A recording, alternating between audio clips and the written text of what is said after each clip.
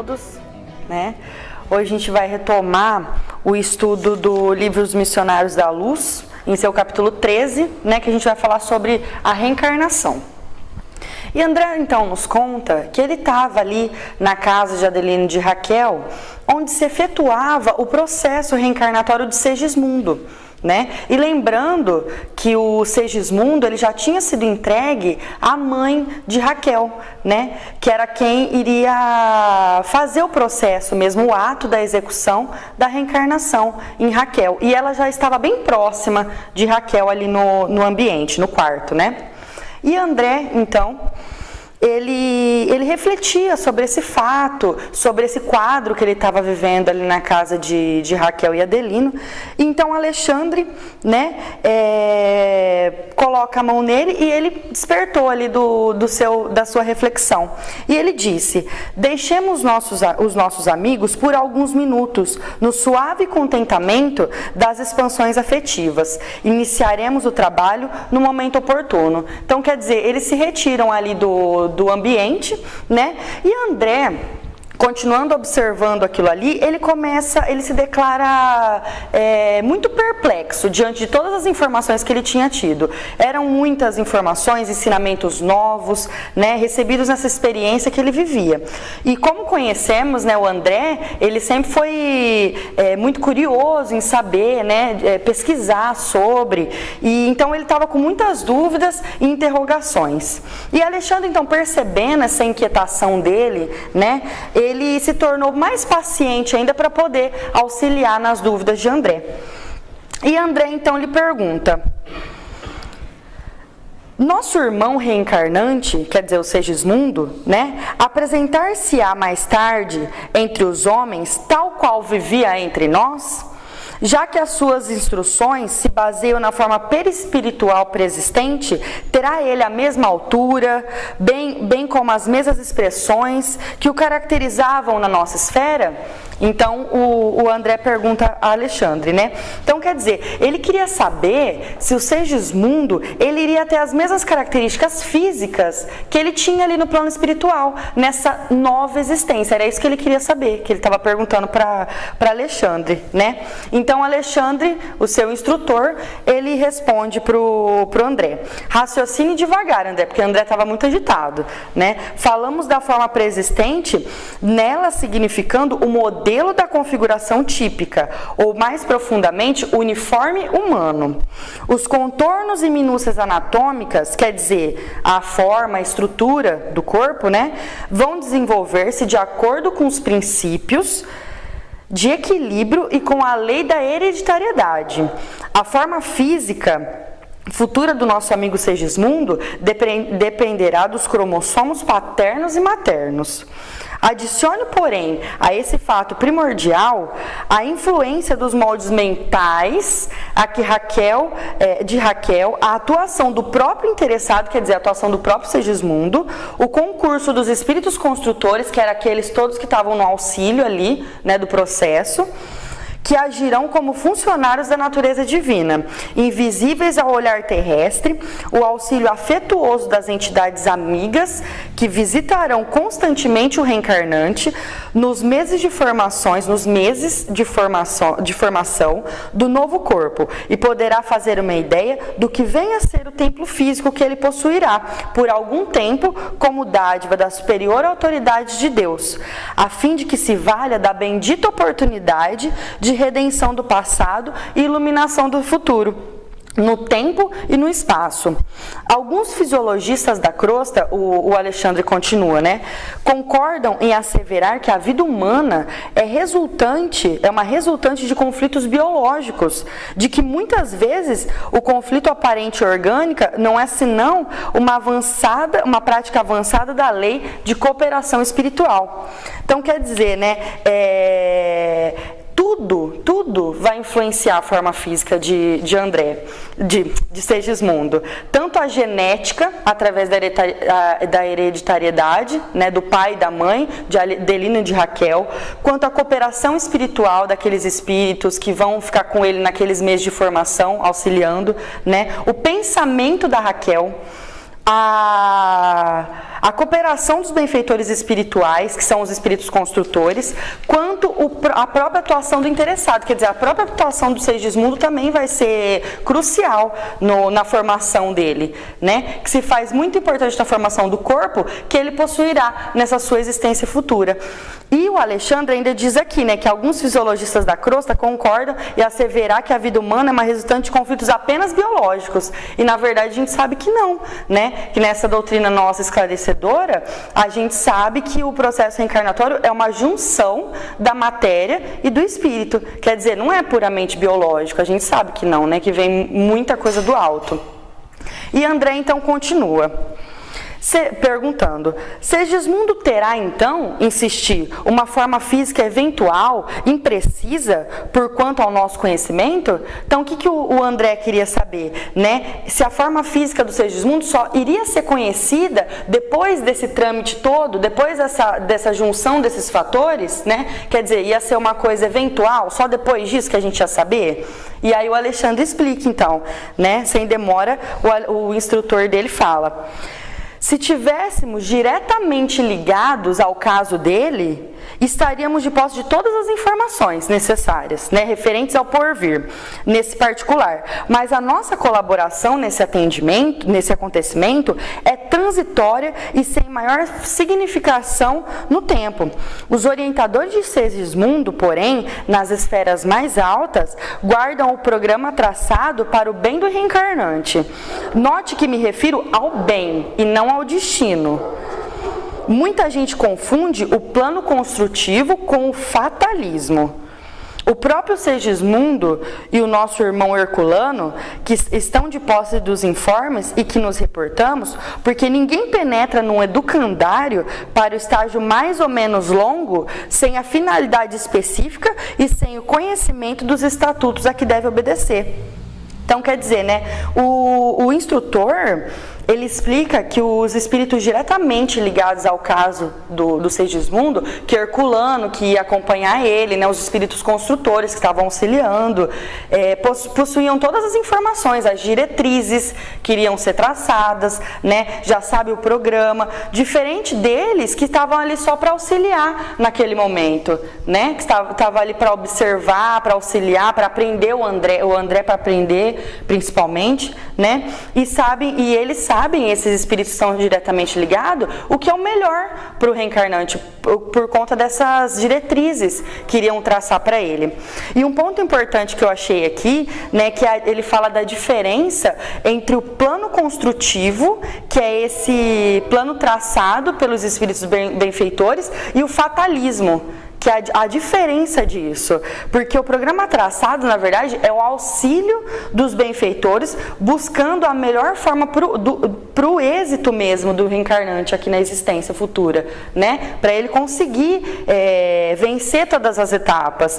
Agora, tem uma diferença do programa traçado ao êxito, né? Ao sucesso do reencarnante aqui. Por quê? Porque tudo depende do livre-arbítrio. Tudo depende do jeito, da vontade, né, do espírito que tá reencarnando, do esforço, né, e não sair da rota dele, que é o que diferencia do fatalismo.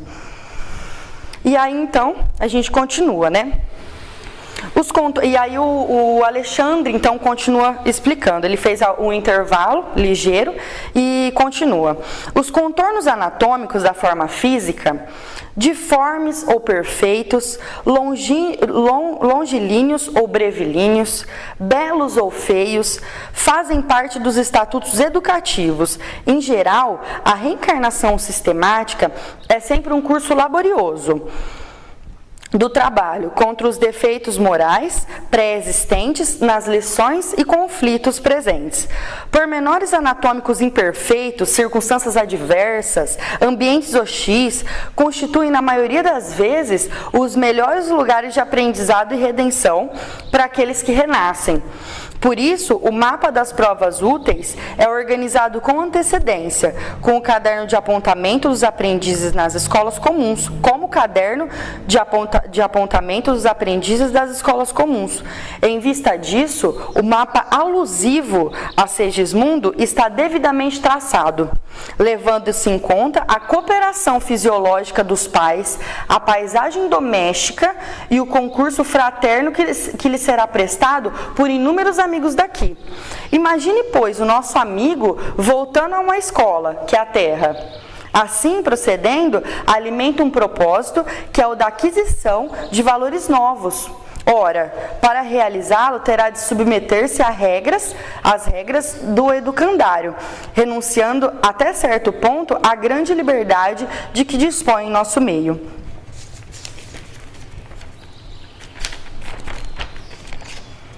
Então, quer dizer, né, resumindo aqui o que o Alexandre, o instrutor do André, quis dizer, a forma física, a beleza, a feiura, o corpo perfeito ou o corpo defeituoso vai depender das necessidades do espírito, né, para auxiliar na melhora dele, para auxiliar na evolução dele aqui na Terra, né, no melhor cumprimento dessa rota traçada. Então, quer dizer, né, a gente está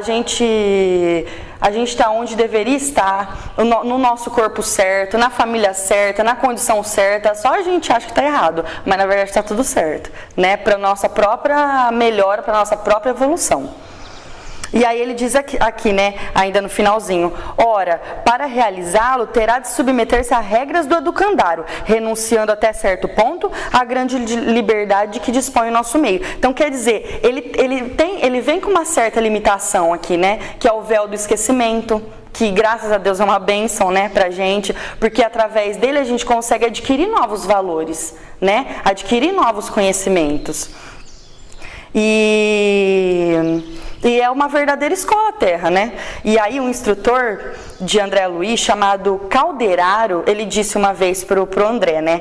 Todos nós somos filhos de Deus, conquistando valor de experiência em experiência. Então quer dizer, né? A gente vem com essas certas limitações para a gente conseguir ter novos conhecimentos, né? Abrir a nossa mente. E André então continua, a gente volta no nosso capítulo e André continua. Ele pergunta para Alexandre, não poderíamos, porém, indaguei, intitular semelhante prova de destino fixado? O André pergunta. O instrutor, então, ele aduziu com paciência. Não incida no erro de muita gente. Isso implicaria obrigatoriedade da conduta espiritual. Naturalmente, a criatura nasce com uma independência relativa e, por vezes, subordinada a certas condições mais ásperas, em virtude das finalidades educativas. Mas, semelhante imperativo não suprime em caso algum o impulso livre da alma, quer dizer, né, o livre-arbítrio, no sentido de elevação, estacionamento ou queda em situações mais baixas. Existe um programa de tarefas edificantes a serem cumpridas por aquele que reencarna, onde os dirigentes da alma fixam a cota aproximada de valores eternos que o reencarnante é suscetível de adquirir na existência transitória. E o espírito que torna a esfera da carne pode melhorar essa cota, ultrapassando a previsão superior pelo esforço próprio intensivo ou distanciar-se dela, enterrando ainda mais nos débitos, para com o próximo, menosprezando as santas oportunidades que foram conferidas. Então, reforçando, né, o que a gente já disse, tudo vai depender da nossa vontade, do livre-arbítrio, né, da nossa atuação no serviço do bem, para a nossa evolução. Aí, através disso, a gente vai ver se a gente vai estacionar, se a gente vai ter queda ou se a gente vai conseguir, né, nos melhorar e evoluir nessa presente existência, né? Ou seja, a gente tem todo o auxílio da espiritualidade, sempre, só que depende da gente, né? De conseguir ter êxito nessa oportunidade, que ele fala, nessa oportunidade divina, né? E a essa altura, então,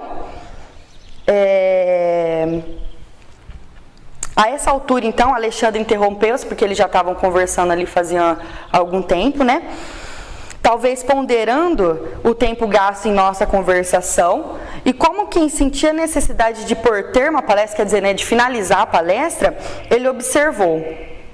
Todo todo plano traçado na esfera superior tem por objetivos fundamentais o bem e a ascensão. E toda alma reencarnada no círculo da crosta, ainda aquela que se encontra em condições aparentemente desesperadoras, tem recursos para melhorar sempre. Né? Então, quer dizer, Deus é tão maravilhoso, ele tem tanta misericórdia, que dá oportunidade para todos, por pior que seja a situação espiritual. Né? Ele sempre vai poder melhorar. Por pior que seja a situação, ele sempre vai ter oportunidade de melhora. Né? E aí eu trouxe uma parte do Evangelho, que é no capítulo 4, o item 25, que chama necessidade da encarnação. Olha, eu achei bem interessante, olha o que ele diz. A encarnação é uma punição. A encarnação é uma punição e não há senão espíritos culpados que a ela estejam obrigados. A passagem dos espíritos pela vida corporal é necessária para que possam cumprir, com a ajuda de uma ação material, os desígnios cuja execução Deus lhes confiou.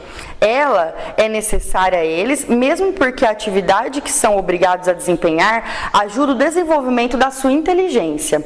Deus, sendo soberanamente justo, deve considerar igualmente a todos os seus filhos. É por isso que dá a todos o mesmo ponto de partida, a mesma aptidão, as mesmas obrigações a cumprir e a mesma liberdade de agir. Todo privilégio seria uma preferência e toda preferência uma injustiça, mas a encarnação não é. Para todos os espíritos, senão um estado transitório. É uma tarefa que Deus lhes impõe na sua entrada da vida, como primeira prova do uso que farão do seu livre-arbítrio. Então, quer dizer, né, Deus ele dá oportunidade igual para todo mundo. Depende da gente, através da nossa vontade, né, através do nosso livre-arbítrio, de conseguir esse êxito nessa experiência, nessa existência. Né? Nessa hora, então, Alexandre, voltando aqui para o nosso estudo, nessa hora, então, Alexandre, ele convida André para se aproximar ali do casal, porque eles tinham, né, saído, conversado, e agora eles estavam retornando ali à casa de Raquel e Adelino. Nessa hora, então, Alexandre convida André para aproximar do casal, para que fosse entregue aos cônjuges, né, felizes, o sagrado depósito, quer dizer, ali seria o ato da execução reencarnatória, que é a mãe de Raquel, então, já estava com Segismundo nos braços, e o casal, Adelino e Raquel, que estava esperando essa bênção, né, o sagrado depósito, que será, então, a execução do ato reencarnatório, que veremos no próximo capítulo. Tá bom? Um bom domingo a todos.